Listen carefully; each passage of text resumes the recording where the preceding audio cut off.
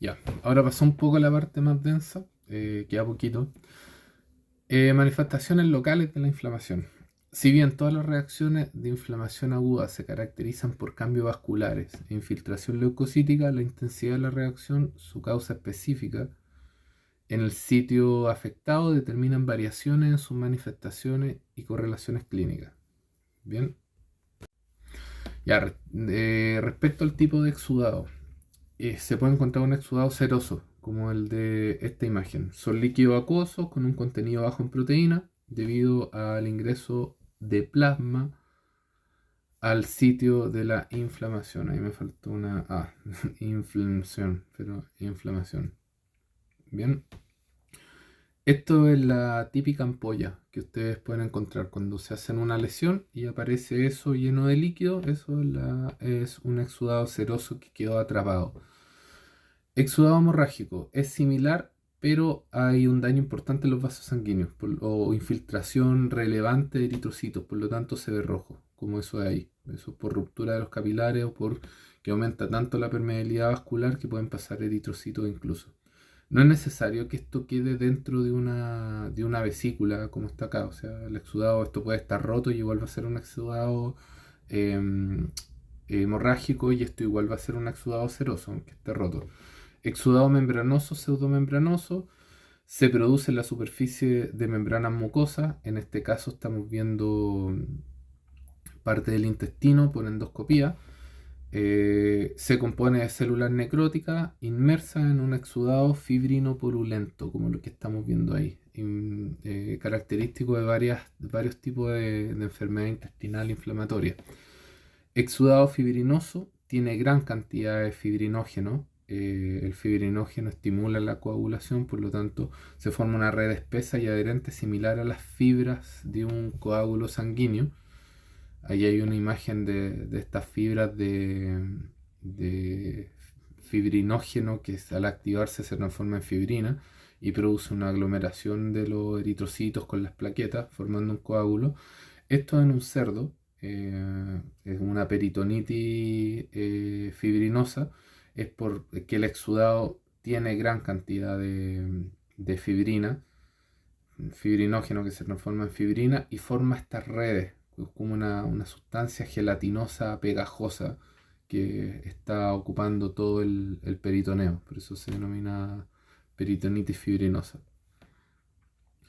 El exudado purulento o supurativo contiene pus. El pus es una mezcla de neutrófilos que han fagocitado bacterias, compuesto por leucocitos degradados, proteínas, detritos celulares. Lo típico que aparece en una espinilla, eso es chiquitito en el caso de una espinilla, pero puede ser un absceso gigante con gran cantidad de pus.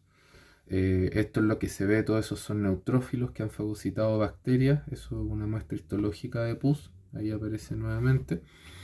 Otras manifestaciones locales puede ser un daño localizado, como por ejemplo una úlcera, que es una solución de continuidad en que se produce una erosión sobre la piel o sobre una mucosa.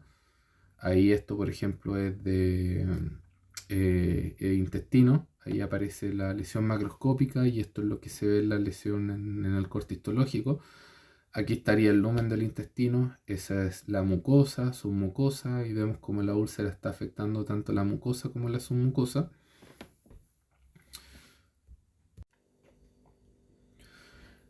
Inflamación crónica, como dijimos, inflamación crónica, tenemos por ejemplo la inflamación crónica inespecífica que se caracteriza por una acumulación difusa de macrófagos, de linfocitos en el sitio de la lesión. Los macrófagos se acumulan debido a la quimiotaxis persistente, siguen llegando células, pero los macrófagos tienen una vida más prolongada y son inmóviles, por lo tanto, cuando llegan acá generalmente quedan en el sector y por eso aumentan los macrófagos. Pero en la inflamación crónica no solo se pueden ver macrófagos, pueden haber gran cantidad de células plasmáticas que derivan de los linfocitos B, linfocitos eosinófilos y los histocitos es lo mismo que los macrófagos. ¿Bien? En la inflamación crónica se caracteriza también muchas veces por la proliferación de los fibroblastos y formación subsecuente de una cicatriz que muchas veces sustituye al tejido conectivo normal o incluso al parénquima del tejido. Acuérdense que el parénquima es el tejido funcional, Y en el caso de que sean destruidas estas células y generen fibroblastos, rellenan el espacio con colágeno, pero no cumplen la misma función. Aquí hay, por ejemplo, una mucosa o la piel puede ser también. Está el epitelio de revestimiento, un tejido conectivo. Si se produce fibrosis, proliferan los fibroblastos, hay mayor cantidad de colágeno tipo 1 que endurece el sector.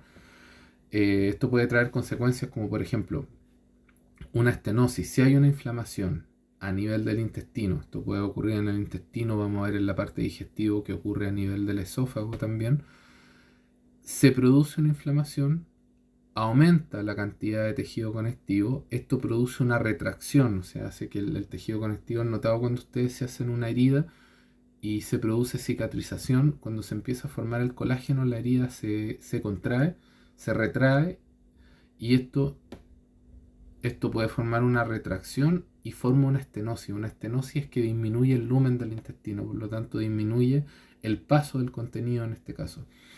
Se puede generar también debido a la inflamación una fístula, que es la comunicación entre una cavidad y otra. El lumen de esta parte del intestino con el lumen de esto sería una fístula, la comunicación.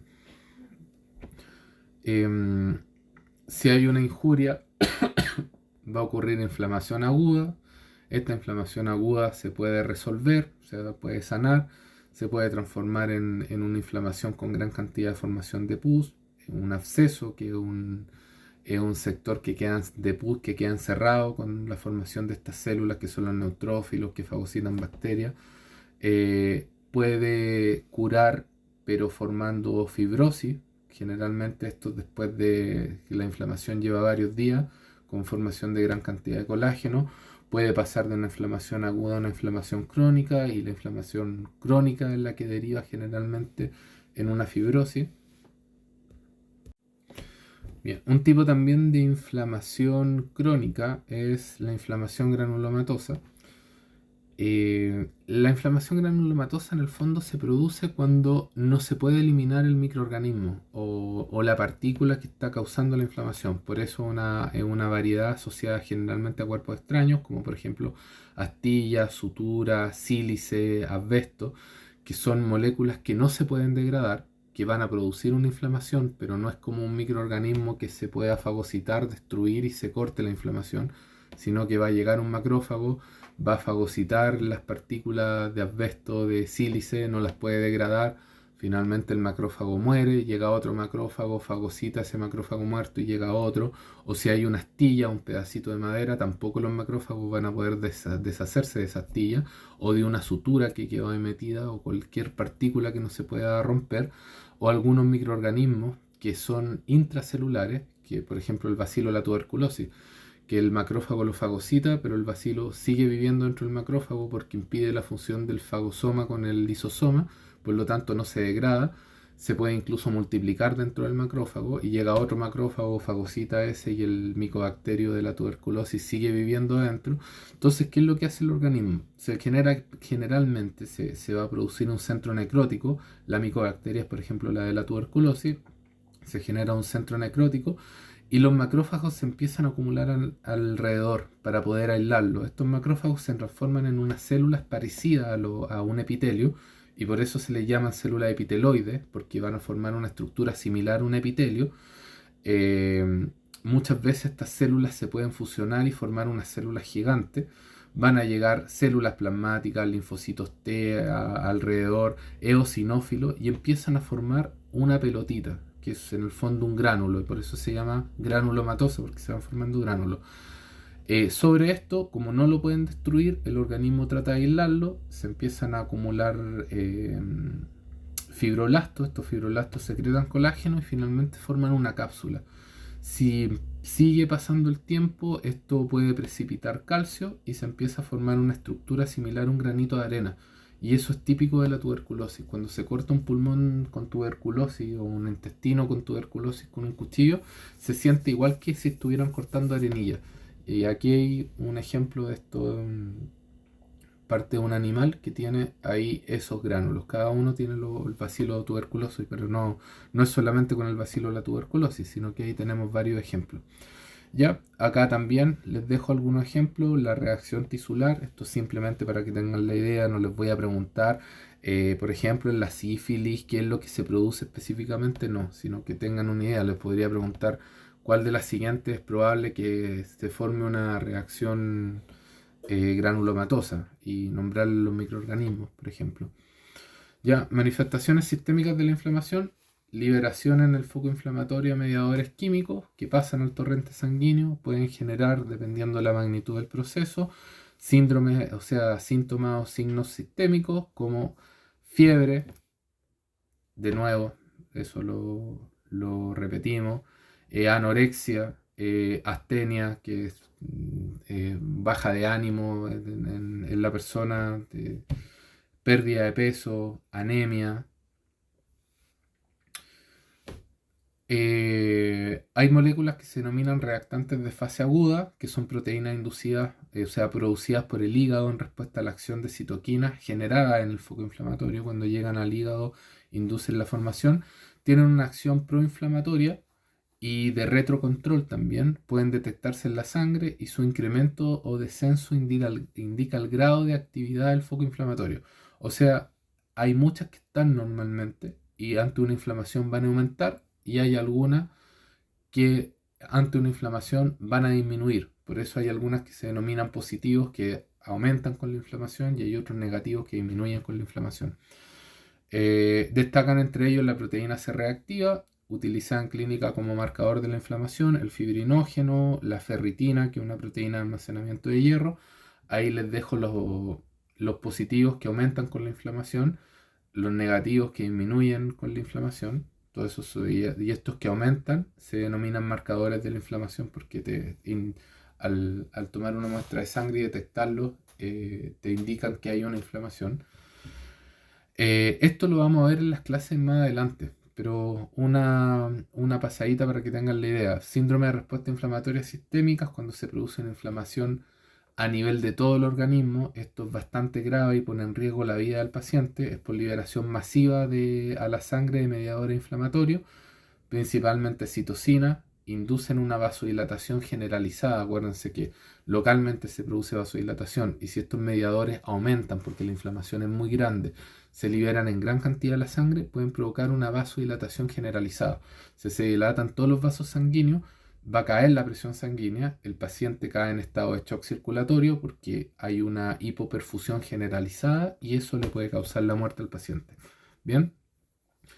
Se produce, por lo tanto, alteración en la microcirculación a muchos órganos con hipoperfusión tisular, un estado de shock. Las principales citocinas involucradas, interferón alfa, o sea, factor de necrosis tumoral alfa, TNF alfa, factor de necrosis tumoral alfa, interleuquina 1. Y si el síndrome de respuesta inflamatoria sistémico ocurre por una infección bacteriana grave, acuérdense que la inflamación no es solamente por bacterias, se puede producir en un paciente politraumatizado o por otras causas, pero si es bacteriana se denomina sepsis. Eso es lo que es un shock séptico. La respuesta leucocítica en la inflamación. Importante que sepa, leucocitosis es el aumento del número de leucocitos en sangre. Cuando hay una inflamación muchas veces se produce una leucocitosis, aumento de leucocitos en sangre. Ustedes deben saber cuáles son los leucocitos. Si esa leucocitosis es por aumento de los neutrófilos, se denomina neutrofilia. Y la neutrofilia es característica de las infecciones bacterianas. ¿Por qué? Porque los neutrófilos son los mejores leucocitos para combatir las bacterias. Cuando la médula ósea no alcanza a producir la cantidad suficiente de neutrófilos o no tiene almacenado una cantidad suficiente de neutrófilos maduros, empieza a mandar neutrófilos inmaduros, que se denominan células en banda. Esto de acá es una célula en banda. Los neutrófilos, a medida que maduran, su núcleo se va volviendo lobulado y se pueden ver con de 3 lóbulos a 5 lóbulos dependiendo de la maduración. Mientras más maduro, mayor número de lóbulos tiene. Y la célula en banda no tiene ninguno. Por eso es una célula inmadura. Y eso indica una desviación a la izquierda porque no está la médula ósea enviando células maduras. Eosinofilia. La leucocitosis puede ser por eosinofilia, que aumenta el número de eosinófilos. Eso se da principalmente en infestaciones parasitarias o en alergia. Puede haber neutropenia y linfocitosis en las infecciones víricas.